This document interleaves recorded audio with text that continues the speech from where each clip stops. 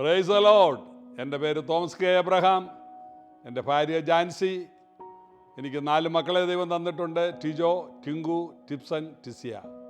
ഇപ്പോൾ ഞാൻ New India church of ഗോഡിൻ്റെ കേരള സ്റ്റേറ്റ് വൈസ് പ്രസിഡൻ്റായിട്ടും മിഷൻ ബോർഡിൻ്റെ ഡയറക്ടറായിട്ടും നിലമ്പൂർ സെൻറ്റർ, തിരുവനന്തപുരം സെൻറ്ററിൻ്റെ ചുമതലകളോടെ വഹിക്കുന്നു. കർത്താവ് കഴിഞ്ഞ നാളുകളിൽ അത്ഭുതകരമായി വഴി നടത്തുവാൻ കർത്താവ് ഇടയാക്കി തീർത്തു. എൻ്റെ ജനനം വെളിയനാട് കുട്ടനാട് എന്ന് പറയുന്ന സ്ഥലത്താണ്. കുന്നുപറമ്പിൽ KP എബ്രഹാമിൻ്റെയും ബേബി എബ്രഹാമിൻ്റെയും 5 മക്കളിൽ 4-ാമനായി ഞാൻ ജനിച്ചു. എൻ്റെ ബാല്യകാലം എനിക്ക് 5 വയസ്സുള്ളപ്പോൾ മുതൽ പള്ളിയിൽ പോകുന്നതിൽ ഞാൻ ഇൻട്രസ്റ്റഡ് ആയിരുന്നു.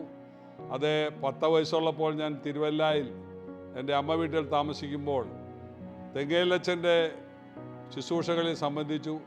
ആ 10 വയസ്സിൽ ഞാൻ ഒത്തിരി സ്വപ്നങ്ങളെ കണ്ടു. ദൈവം എന്നോട് സംസാരിച്ചു. അതിനുശേഷം എൻ്റെ സ്കൂൾ ജീവിതത്തിൽ ഞാൻ കടന്നു പോകുവാനായിട്ട് ഇടയായി തീർന്നു. അങ്ങനെ ഒരു രാഷ്ട്രീയ പ്രവർത്തകനായി രാഷ്ട്രീയ കാര്യങ്ങളിൽ മുന്നോട്ട് വന്ന് ആസെറ്റ് ബൾബും കടാരും വടിവാൾ വരെ എടുക്കേണ്ടതായിട്ട് വന്നിട്ടുണ്ട്.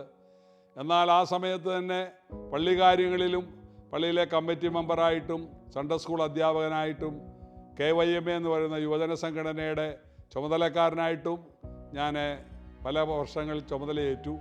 അങ്ങനെ ഇരിക്കുമ്പോൾ എൻ്റെ 27-ാമത്തെ വയസ്സിൽ കറ്റോട്ടുള്ള പാറയ്ക്കാമണ്ടിലച്ചൻ വെളിയനാട്ട് സേപ്പാനോസ് പള്ളിയിൽ വന്ന് പ്രസംഗിക്കുകയും എൻ്റെ ജീവിതത്തെ രൂപാന്തരപ്പെടുത്തുവാൻ കാരണം 40-ാം സങ്കീർത്തനം അദ്ദേഹം പ്രസംഗിച്ച് വായിച്ച് അതേക്കുറിച്ച് ശുശ്രൂഷിക്കുമ്പോൾ നാശകരമായ കുഴിയും കുഴിഞ്ഞ ചേറിനെക്കുറിച്ച് പറഞ്ഞു.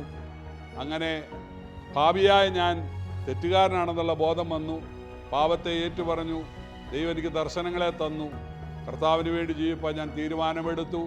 കർത്താവിനെ വഴി നടത്തുന്ന ഓർത്ത് ഞാൻ ദൈവത്തെ സ്തുതിക്കും. ഇതെൻ്റെ ജീവിതം, ഇതെൻ്റെ സാക്ഷ്യം. ഞാനൊരു ഉപദേശി.